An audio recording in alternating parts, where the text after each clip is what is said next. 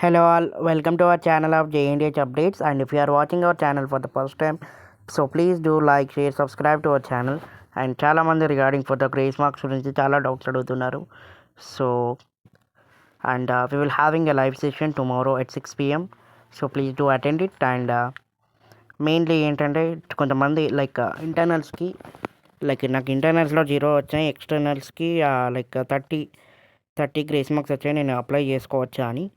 So ఈ maximum ఈ doubts అయితే అందరు అడుగుతున్నారు. సో దానికి సొల్యూషన్ ఏంటంటే మీకు ఓకే, గ్రేస్ మార్క్స్ అనేది ఇంటర్నల్స్కి యాడ్ చేయొద్దు, బట్ ఎక్స్టర్నల్స్కి యాడ్ చేయొచ్చు. లైక్ మీకు ఎక్స్టర్నల్లో 30 వచ్చి ఇంటర్నల్లో 0 వచ్చినా కానీ ఈ ఎక్స్టర్నల్ మార్క్స్కి మీకు గ్రేస్ మార్క్స్ అనేది యాడ్ చేస్తారు.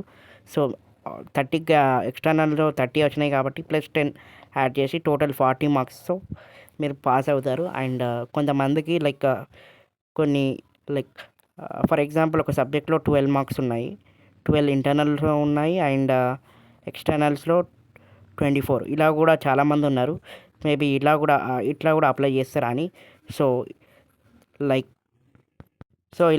ఇలా ఉన్న వాళ్ళకి 36, 12 + 24, 12 ఇంటర్నల్ అండ్ 24 ఎక్స్టర్నల్, 36 మార్క్స్ కాబట్టి. సో వీళ్ళకి 4 మార్క్స్ కలిపితే మీకు పాస్ అవుతారు కాబట్టి 4 మార్క్స్ యాడ్ చేస్తారు.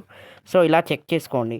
అండ్ ఎందుకంటే కొంతమందికి ఇంటర్నల్స్లో 10, 9, 10, 9, 8, 7 అలా ఉన్నాయి. సో చెక్ చేసుకొని గ్రేస్ మార్క్స్కి అప్లికేషన్ అనేది ఎలిజిబుల్ అండి.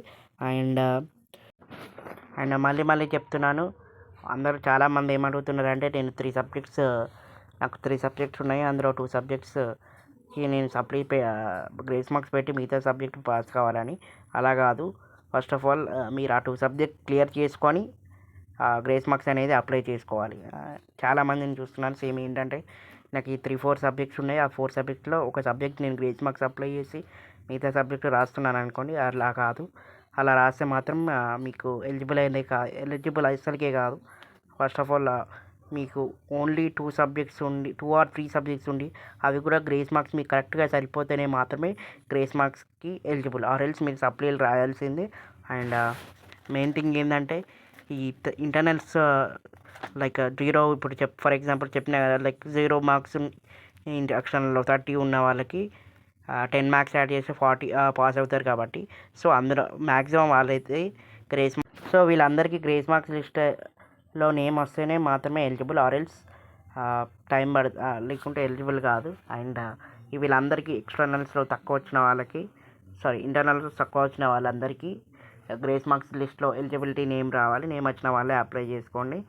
బికాజ్ చాలా కాలేజెస్లో ఎవరు యాక్సెప్ట్ చేయరు, బికాజ్ ఇది కొంచెం స్పెషల్ కేస్ కాబట్టి. లైక్ ఇంటర్నల్స్లో తక్కువ ఉండి ఎక్స్టర్నల్స్లో ఎక్కువ వస్తాయి.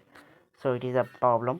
అండ్ సేమ్ ఫర్ ఎగ్జాంపుల్ నేను 0 అని చెప్పిన, కొంతమందికి 1, 2, 3, 4, 5 బిలో 10 ఉన్న వాళ్ళకి కూడా అంతా సేమ్.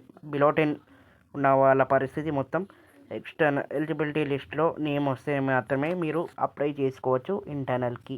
ఇది కూడా గ్రేస్ మార్క్స్ రూల్లో ఇదొక సెషన్. అండ్ స్టిల్ ఇంకేమైనా డౌట్స్ ఉంటే regarding for the grace marks and you can tell me. And regarding for the drawing subject, I will be taking a video on it like tomorrow morning. So please stay tuned for more doubts and comments, and let me know in a comment section if you're having any doubts regarding for the grace marks or anything else. And thank you for watching this video. Thank you so much.